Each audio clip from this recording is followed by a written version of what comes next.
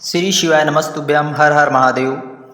श्री पंचपुष्प शिव महापुराण कथा कोटेश्वर धाम में गुरु जी द्वारा वांची जा रही है। प्रथम दिन की कथा पूर्ण हो चुकी है। यदि आप किसी भी कारणवश अमृतमयी कथा का श्रवण नहीं कर पाए तो हम आपको इस छोटे से वीडियो के माध्यम से पूरी कथा का रसद प्रदान करने का पूरा प्रयास करेंगे। यदि आप चैनल पर पहली बार आए हैं तो चैनल को जरूर सब्सक्राइब कर दें। पूज्य गुरु जी द्वारा बताई गई हर एक उपयोगी जानकारी को हम आपको बताने का पूरा प्रयास करेंगे।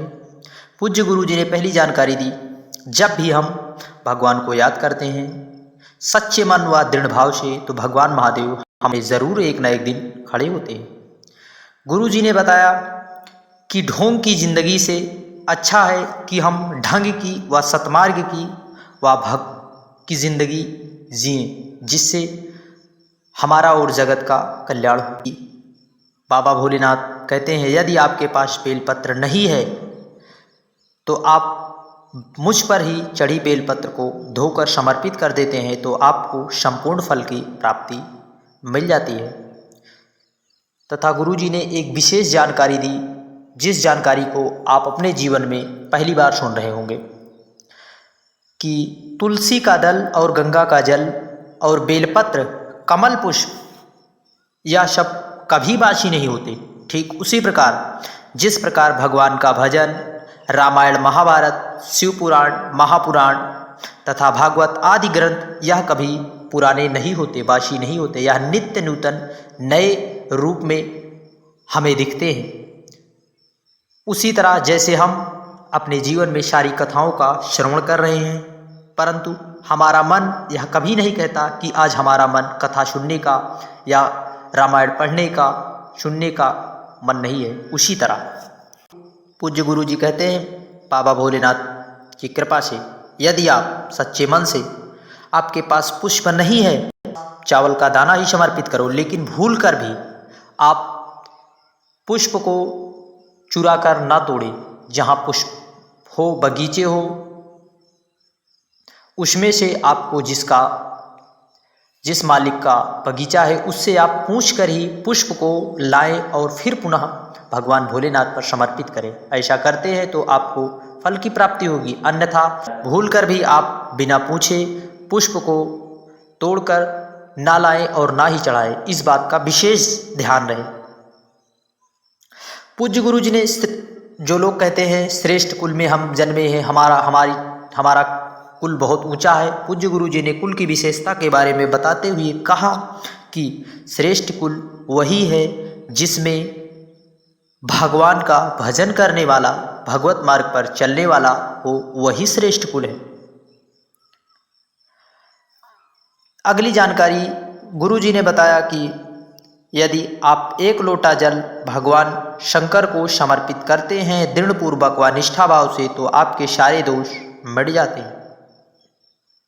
तथा एक बहुत ही विशेष जानकारी गुरु जी ने बताई, पूजा हर घर में प्रतिदिन कोई ना कोई पूजा करता है आपके घर में, परंतु यह आपको ज्ञात नहीं होगा कि हम जब भी पुष्प को तोड़ें बिना नहाए हुए, अर्थात हम सुबह उठें, नित्य क्रिया से निवृत्त होकर हम पुष्प को बिना नहाए ही तोड़ लेते हैं तो हमारे सारे दोष समाप्त हो जाते हैं। ऐसा वायु पुराण में वर्णन है, पूज्य गुरु जी बताते हैं। यदि हम बिना नहाए फूलों को तोड़ लेते हैं तो हमारे सारे दोष समाप्त हो जाते हैं, ऐसा वायु पुराण में वर्णन है। अगली जानकारी देते हुए गुरु जी ने बताया, जो आजकल बहुत ही चर्चा का विषय है, यदि हमें अपने जीवन में रोग से मुक्त रहना है, अर्थात रोग को हमें जीवन में नहीं लाना है, तो भूल कर भी भगवान शिवलिंग पर समर्पित की हुई वस्तु को यदि रास्ते में कहीं आपको मंदिर में मिले तो उसे लांघना नहीं। भूल कर भी इस बात का विशेष ध्यान रखें। और दूसरी बात, यदि जो मार्ग भगवान भोलेनाथ या किसी भी मंदिर, देवालय, कथा तक जा रहा है, उस मार्ग में हमें गुटखा खाकर या कुछ भी खाकर उस मार्ग में थूकना नहीं है। यदि आप ऐसा करते हैं तो आप को अपने जीवन में रोगों का सामना करना पड़ सकता है। हम निर्माल्य का प्रयोग अपने जीवन की रक्षा के लिए, बड़ी से बड़ी बीमारी के लिए औषधि के रूप में यदि प्रयोग करते हैं तो हमें औषधि का पूरा रसतत्व प्रदान होता है तथा हमारे जीवन में रोगों का विनाश होता है। पूज्य गुरु जी ने बताया, यदि निर्माल्य को हम उठाकर लाएं और उसे खाद बनाकर अपने खेत में डालें तो उससे कोई भी ज़मीन ऊसर है अर्थात वह उपजाऊ नहीं है तो बाबा भोलेनाथ की कृपा से वह ज़मीन कुछ ही दिनों में उपजाऊ हो सकती है यदि हम उस निर्माल्य को लाकर अपने खेतों में खाद बनाकर ढीलते हैं तो। अगला उपयोगी पत्र लेकर आई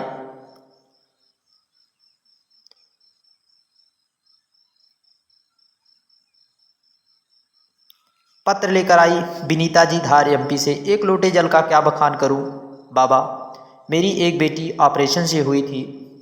लोग ताने देते थे कि इसको अब संतान नहीं होगी, पर मैंने एक बार टीवी पर आपकी कथा सुनी और उसी समय मैंने बाबा से प्रार्थना की कि हमें संतान की हमने कामना की।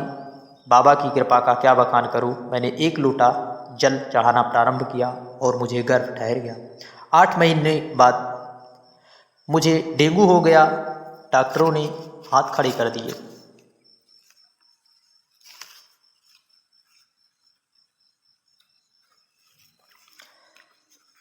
फिर हमारे घर वाले ने एक बेलपत्र उठाकर हमारे पास रखा, दिया और हमें पुनः अस्पताल ले गए। बाबा की कृपा से हमें पुत्र रत्न की प्राप्ति हुई है। उसी का आभार व्यक्त करने कथा पंडाल में आए हैं। यदि आप कोई भी उपाय दृढ़ विश्वास व सच्ची निष्ठा से करते हैं तो आपकी मनोकामना जरूर पूर्ण होगी। अगला पत्र निर्मल शंकर लाल जी एमपी से आए। मेरी बेटी को 6 वर्ष शादी के हो गए, संतान नहीं हो रही थी। डॉक्टरों ने मना कर दिया, पर बाबा की कृपा का क्या बखान करूं। आपकी सफ़ेद आंकड़े वाली जड़ वाला उपाय किया और जल चढ़ाना प्रारंभ किया। बाबा की कृपा से हमारे घर में आज किलकारियाँ गूंज रही हैं। उसी का आभार व्यक्त करने कथा पंडाल में आए। अगला पत्र गिरधारी लाल वर्मा जी जन शिक्षक एमपी से। उन्होंने एक्जिमा नामक बीमारी से परेशान हो गए। बहुत से इलाज कराया, कोई आराम नहीं लगा। डॉक्टरों ने कहा आपका यह रोग दूर नहीं होगा, परंतु बाबा की कृपा से 26 दिसंबर को हम सीहोर गए। वहाँ हमें रुद्राक्ष की प्राप्ति हुई। उसी के जल को बाबा पर चढ़ाते और उसी जल को थोड़ा लाकर आचमन करते 15 से 20 दिन के अंदर एक्जिमा ठीक हो गया। बाबा की कृपा का क्या बखान करूं, उसी का आभार व्यक्त करने तथा पंडाल में आए।